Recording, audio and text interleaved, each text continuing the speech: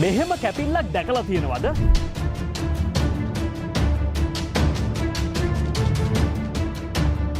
මෙහෙම කැපිල්ලක් දැකලා තියෙනවද?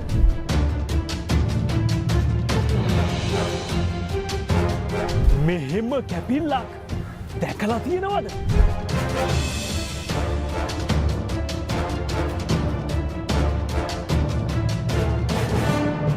මේ කැපිලිදාන ඔහු තමයි ලංකාවේ වේගවත්ම මාළු කපන්න. මගේ නම රවින්ද්‍ර නලින් කුමාර්. මට කවුරුත් ආදරයට කියන්නේ රවි කියලා. මගේ ආසම දේ මං රැකියාව තමයි කියලා මම හිතනවා. ඒත් අද රවිට ඕන අතකට මන්නේ ඔට්ටුයි.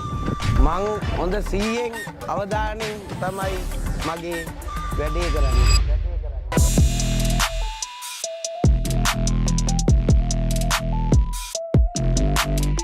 රවි කියන්නේ වැඩකාරයෙක් වගේම හැඩකාරයෙක්. ඔහු විලාසිතා ලෝලියෙක්.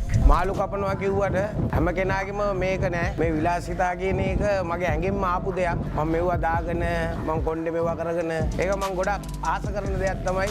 හොඳට ඇඳලා කරලා විනෝදෙන් මගේ ජොබ් එකත් ලස්සනට කරගෙන යනවා. ඒක තමයි මගේ එකම ආසාව. අඩි 3-4ක් සයිස් කිලෝ 1.5ක් විතර බර මන්නෙන් තමයි රවි ගානට සයිස් එකට මාළු කේවල් කරන්නේ. ඇත්තටම ප්‍රිය මේ මන්නේ ගොඩක් බරයි. මට මේ මන්නේ බර තිබුණොත් නම් මට ඇත්තටම මාළු කූරියාව ලස්සනට කපන්න පුළුවන්.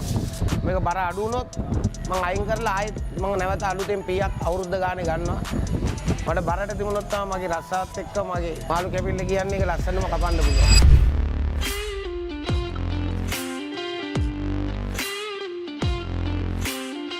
රවි මන්නෙන් කොච්චර සෙල්ලම් දැම්මත් ඒවා ලෙල්ලම් වෙච්ච අවස්ථා නැතුවම නෙවෙයි. මම එදා ලොකු කෙළවල්ලෙක් කපාර යන මොහොතේදී මට ඇඟිල්ල පොඩ්ඩක් ඩැමේජ් වුණා. ඒත් අපි ගණන් ගන්න රෙදි පටියක් බැඳගෙන අපි ඒ ගේම ගාගෙනම යනවා. මාළු කූරියෙක් කේවල් කරනවා කියන්නේ ලේසි වැඩක් නෙවෙයි. වන් ෂොට් හරියට කැපුණේ නැත්නම් කූරියම ඉවරයි. හැම මාළුවටම එකම කට් එක හරියන්නේ නැහැ. මාළුන්ගේ කට් එක වෙනස්. පරවට දාන එක ගිරවට බෑ. ගිරවට දාන එක පොස්සට බෑ. ඒකත් එක මූදු කුකුලා කියලා ඉන්නවා. ඌත් වෙනම මාළුවේ. ඌගේ කට් එකත් වෙනස්. දැල්ලා කියන්නේ වෙනම මාළුවේ. ඌ ඉමින් සීරුව කපන්න ඕන. ඉතින් ඌගේ දැල්ල පොඩි වුණොත් ඔක්කොම ඉවරයි. මඩුවා කියන්නේ වෙනම මාළුවේ. ඒ වුණාට මට ඕනම මාළුවෙක් දුන්නොත් මට නැතින් කපාන යන එක තමයි දෙන්නේ.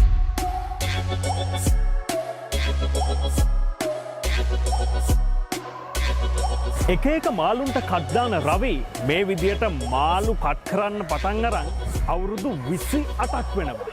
ඒ නිසා මේ රැකියාව තුල රවි කියලා කියන්නේ හොඳට ටෙම්පරාදු වෙච්ච චරිතයක්. මාළුවෙක් කස්ටමර්ස් කෙනෙක් අරගෙන එන්නේ ඇත්තටම මේ මාළුවව රාට කන්න. මං මේ මාළුව කපලා දෙනවට මට සල්ලි දෙනවා. ඒ වුණාට සල්ලි නෙමේ ජීවිතේ. මාළු කූරියෙක් කපලා කරලා දෙනවා කියන්නේ ඇත්තටම සේවයක්.